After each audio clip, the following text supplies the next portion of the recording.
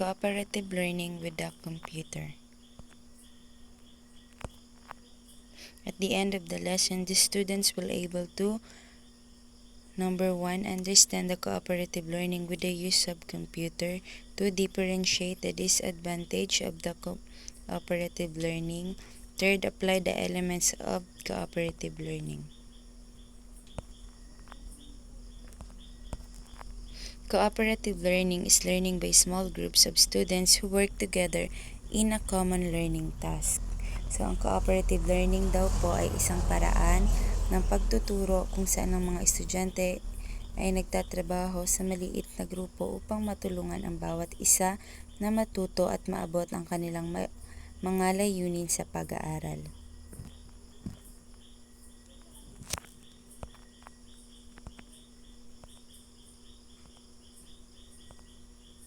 So there are 5 elements are needed to be truly cooperative learning. First ay ang common goal. Ang common goal po ay isang layunin o adhikain na ibinabahagi o pinagsasaluhan ng dalawa o higit pang mga tao o grupo.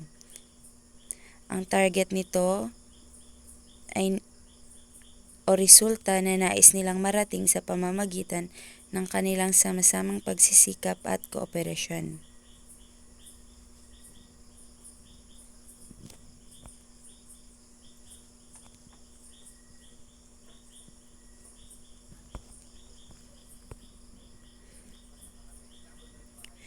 Second, interdependence. Ito po ay isang konsepto na tumutukoy sa mga sitwasyon kung saan ang mga membro ng isang grupo ay nagtutulungan at nagkakaroon ng malalim na koneksyon para makamit ang isang common na layunin. Ito ay nagaganap kapag ang mga miyembro ng grupo ay nagbabahagi ng kanilang mga ideya o karanasan para makamit ang kanilang mga layunin. Like for example, sa groupings, ito ay sa mga sitwasyong ito, ang bawat miyembro ng grupo ay may kanya-kanyang papel na ginagampanan at ang tagumpay ng proyekto ay nakasalalay sa kanilang pagtutulungan at pagbabahagi ng kanilang mga kasanayan at kaalaman. Third, individual's accountability. Ito pa ay tumutukoy sa responsibility ng bawat miyembro ng isang grupo na mag-ambag at magpakita ng pagganap sa kanilang mga takdang gawain o tungkulin.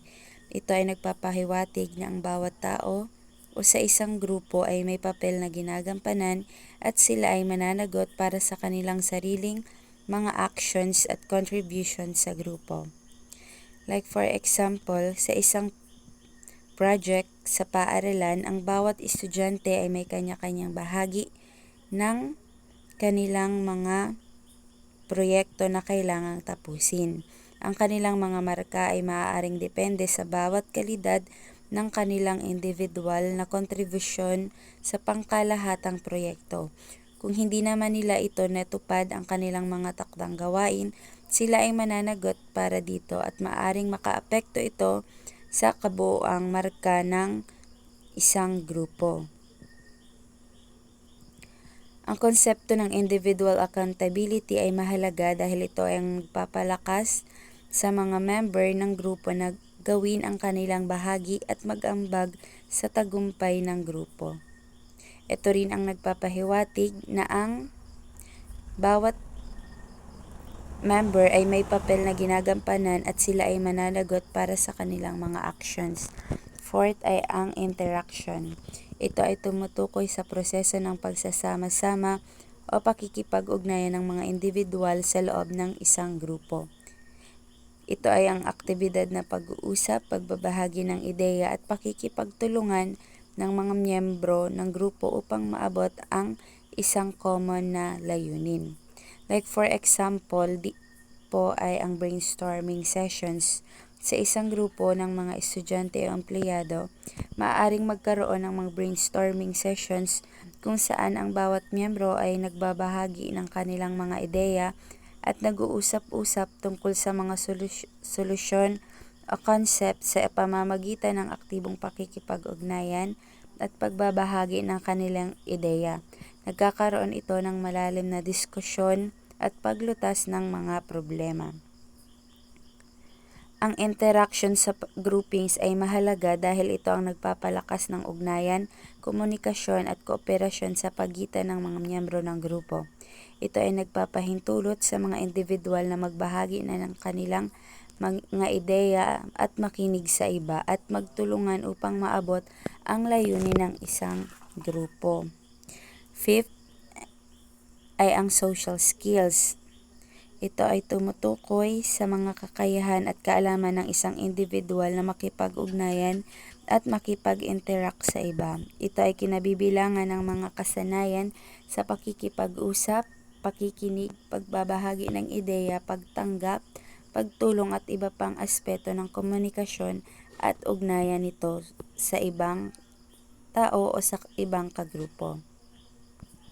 Halimbawa po nito sa groupings ay ang pakikinig, pagsasalita, empathy, at pagtulong. Ang social skills sa groupings ay mahalaga dahil ito ang nagpapabuti ng komunikasyon at ugnayan sa loob ng isang grupo. Ito ay nagpapahintulot sa mga individual na magkaroon ng malalim na koneksyon upang maipahayag ang kanilang mga opinion at magtulungan upang maabot or ma-achieve ang layunin ng isang grupo.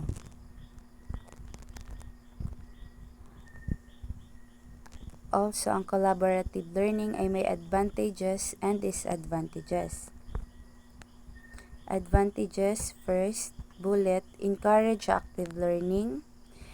Ito ay ang pagpapahalaga at pagsuporta sa aktibong pag-aaral ng mga miyembro ng grupo sa loob ng isang learning environment.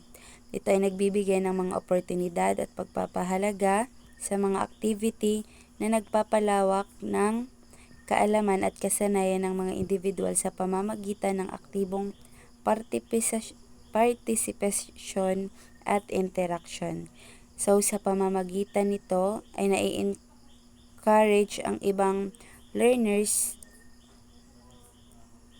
at palawakin ang kanilang kaalaman at maipakita ang kanilang mga kasanayan.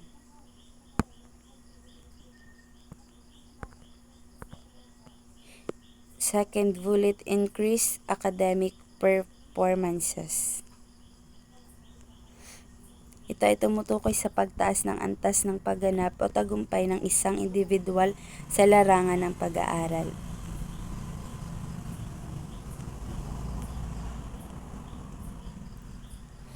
Third, improve teachers' effectiveness. So, dito natutukoy or naaalaman ng isang guro kung naging epektibo ba ang pagtuturo niya sa mga estudyante.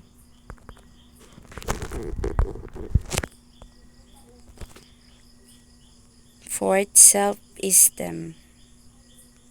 Ito ay tumutukoy sa pagtingin ng pagpapahalaga ng isang individual sa kanyang sarili. Ito ay pagkakaroon ng positibong pagtingin sa sarili, tiwala at pagpapahalaga sa sariling halaga. Like for example, sa pag-uugali ng isang estudyante na may mataas na self-esteem. First, positibong pagtingin sa sarili. Second, tiwala sa sarili. Third, pagpapahalaga sa sariling halaga. At fourth, kakayahang makisama. Mahalaga ang self-esteem dahil ito ay nagpapahintulot sa isang individual na magkaroon ng tiwala sa sarili, sa kanyang aspeto sa buhay, na kaya niyang harapin ang iba't ibang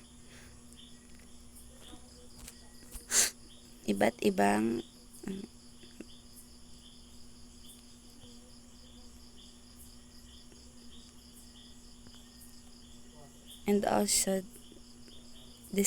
disadvantages. First, between team competition, lack of social skills, and last, group grades.